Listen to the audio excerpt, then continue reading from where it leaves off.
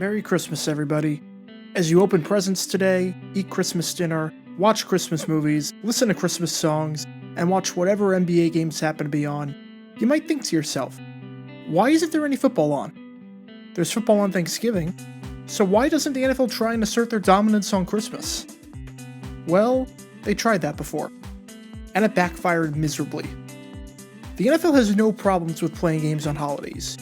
New Year's Day, if it falls on a Sunday, they will make the college football bowl games occur on January 2nd, because the NFL takes over that day. Halloween, they'll play. Thanksgiving, many people around the country schedule their Thanksgiving dinners around when NFL games are on. Football is an essential part of Thanksgiving, and I made a video about the NFL on Thanksgiving and the time that the Cowboys were taken off of Thanksgiving for some reason, if you want to check that out. But Christmas? The NFL won't touch that with a 39.5-foot pole. If Christmas falls on a Sunday, they'll play their games on Christmas Eve to avoid the holiday. The most the NFL will ever do on December 25th is play 1 or 2 games. And the reason why is because the league tried to play on Christmas back in 1971, and the results were absolutely disastrous. This is the story of the time the NFL played on Christmas, and everyone went crazy.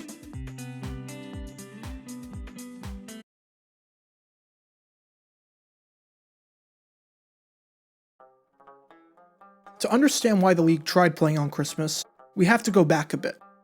In 1960, the Philadelphia Eagles played the Green Bay Packers for the championship, and Philadelphia ended up winning that game 17-13.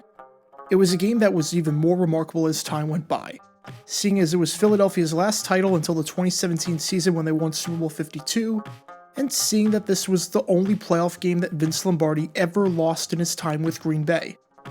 But because of the way the schedule worked out, December 25th fell on a Sunday. So what did the NFL do with this game? They played it on Monday, December 26th. They did not want to play on Christmas. And the same thing happened in 1955, when the Cleveland Browns battled the Los Angeles Rams for the title.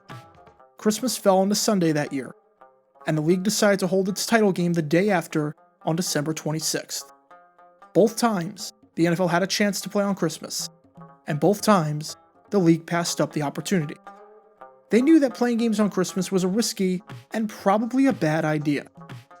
But then, 2 things probably changed in Pete Rozelle's mind. Number 1, he saw how successful the NFL was starting to become on Thanksgiving. He saw what the Dallas Cowboys were doing. He saw the television ratings. He saw the fact that the Cotton Bowl was packed year after year for these games, and realized that maybe football can coexist on holidays. Remember, the inaugural Thanksgiving game that the Cowboys played was at the time the highest single game attendance in franchise history. And number 2, thanks to the merger between the NFL and the AFL, there were more postseason games for the NFL to worry about. For the divisional round, they had to schedule 4 games. You can't play all 4 games on the same day unless you're fine with having overlap, which the NFL clearly did not want. So you would have to play 2 games on one day and 2 games on the other day. Christmas is only one day, so before, when there were only 4 teams in the NFL that made the playoffs, it was easy to avoid the holiday if necessary. Just put the 2 games on whichever day of that weekend isn't Christmas. But now, that becomes a lot trickier to do. So in 1971, Commissioner Rozelle was hoping that fans would hear the football bells on Christmas Day and decided to schedule 2 playoff games on the holiday. It would be the first time ever that the league was playing on Christmas, and the stakes would be monumental, seeing as the winners would wind up in the conference championship. The end result? Well, let's just say it wasn't pretty.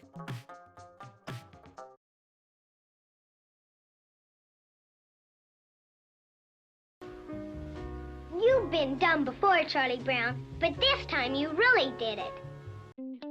There were 2 games that took place on Christmas Day in 1971. The first was a matchup in Metropolitan Stadium between the Dallas Cowboys and the Minnesota Vikings. I made a video partially talking about the Met and how weird it was as a venue if you want to check that out. But the point here is that the concerns that maybe nobody would wind up showing up for this game were somewhat correct. Because even though this was a playoff game, it did not sell out. In fact, it was their lowest attended game of the season.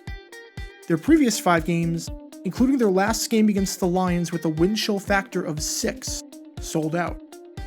But not the playoff game on Christmas Day against America's team. Dallas won the game 20-12, but the real storyline was about to follow with game number 2 on this day, because game number 2 would pit the Kansas City Chiefs up against the Miami Dolphins. It would be Kansas City's final game ever at Municipal Stadium before moving into Arrowhead Stadium for the 1972 season. And not only was this a playoff game, but it was the first home playoff game in Chiefs history, as all previous 7 took place either on the road or at a neutral site. Yet the game came nowhere close to selling out, and was their lowest attended game of the season. And it was 62 degrees, so it's not like the weather was keeping people away. That's just what happens when you play on Christmas. Now, if it was just subpar attendance that was the problem, maybe the league wouldn't have had an issue with playing on Christmas going forward. But that was just part of the problem. The main problem was the game itself. Because much like the song 12 Days of Christmas, the game never seemed to end. In what became one of the most iconic games in NFL history, the Dolphins won 20th longest game in NFL history. For some perspective on how absurdly long this was, in the last 15 years, there has only been one double overtime game, and that was decided less than 2 minutes into the second OT period. This one took almost an entire extra half of football. Now keep in mind that if you were in Kansas City, due to blackout rules at the time, you couldn't even watch this game anyways. Instead, if you were in Kansas City, if you flipped to NBC during this time, you were watching this. I crossed the bridge before I got to it. What'd you get? A very bad dentist. Oh.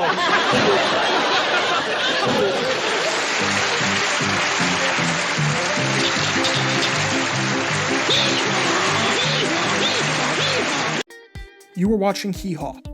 How riveting. But for the rest of the country, they were watching this game. And because the game took so long, Christmas dinners everywhere were ruined. People were outraged. It got to a point where even Minnesota and Kansas City lawmakers proposed a bill banning future NFL games from being played on Christmas. The public had spoken, and they wanted nothing to do with football on this holiday. Which raises the question, why? Why would football be problematic?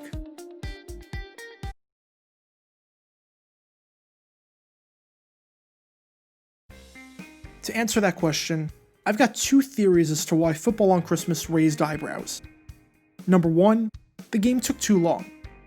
If Cowboys-Vikings was the late Christmas game and it ended at a normal time, I'm not sure you'd have as much backlash. A typical NFL game at the time lasted about 2.5 hours. The Chiefs-Dolphins game took over 3 hours to complete. And it's not like you can tell people to shut the game off because it's a playoff game. The stakes are so high. It's not like the NBA playing on Christmas where you can miss some of the action even if the game is close because there's 82 regular season games. You can't do that with a single elimination playoff game where the next score wins. And number 2, Christmas is about tradition. And the NFL was trying to mess with it. Think of all the Christmas songs you listen to, and outside of Mariah Carey's classic, think of how many of them came out within the last 35 years. Think of the Christmas specials that you watch on television, and think of how many of them came out within the last half century. With the NBA, it was fine, because they had always played on Christmas. They had ingrained themselves into the holiday. Professional basketball had been a part of Christmas since all the way back in 1947. But when you have someone as big as the NFL, who had never played on Christmas before, trying to mess with tradition, it might rub some people the wrong way. Especially because Christmas is a religious holiday. So the NFL realized that this was an absolute disaster. Christmas games didn't draw good crowds, and they ticked a lot of people off. And because of this, the NFL acknowledged their mistake by not playing games on Christmas Day for a very, very long time. In 1976, Christmas fell on a Saturday, much like it did in 1971. And the league decided to open its season 1 week earlier so that they could avoid the holiday. The following year, in 1977, Christmas fell on a Sunday. They played the divisional round games on Saturday and Monday. And when the league added the wildcard round in 1978, when Christmas fell on a Sunday in 1983 and 1988, they avoided the holiday and decided to play some wildcard games on that Monday. The NFL never played another playoff game on Christmas ever again. But in 1989, the league decided to give it a second go. They played a Monday Night Football game, which happened to be a winner-go-home game between the Minnesota Vikings and the Cincinnati Bengals. But the game started at 9 o'clock on the East Coast, which was well after Christmas dinners were done and well after festivities had concluded. It's ironic that the first game on Christmas since the 1971 season was held in Minnesota, considering the fact that they wanted to ban football on Christmas. But it ended up working out. The game drew a respectable crowd. At the minimum, it wasn't the lowest attended game of the season, nor was it even in the bottom half for the Vikings. And there didn't seem to be a whole lot of backlash from it. So the league no longer avoids Christmas like the plague. They'll avoid playing games in the afternoon, like those playoff games back in 1971, and if Christmas falls on a Sunday, they'll avoid playing their entire slate on that day. But they're fine playing games on Christmas late at night now. And while it is a mixed bag in terms of attendance, these Christmas games even sell out from time to time. The Titans played at home on Christmas twice and sold out both times. And the Cardinals sold out both times that they played at home on Christmas as well. The NFL is a juggernaut. But the league was taught a powerful lesson on that fateful Christmas day in 1971. The lesson here is that as big as football is, it will never be as big as Christmas.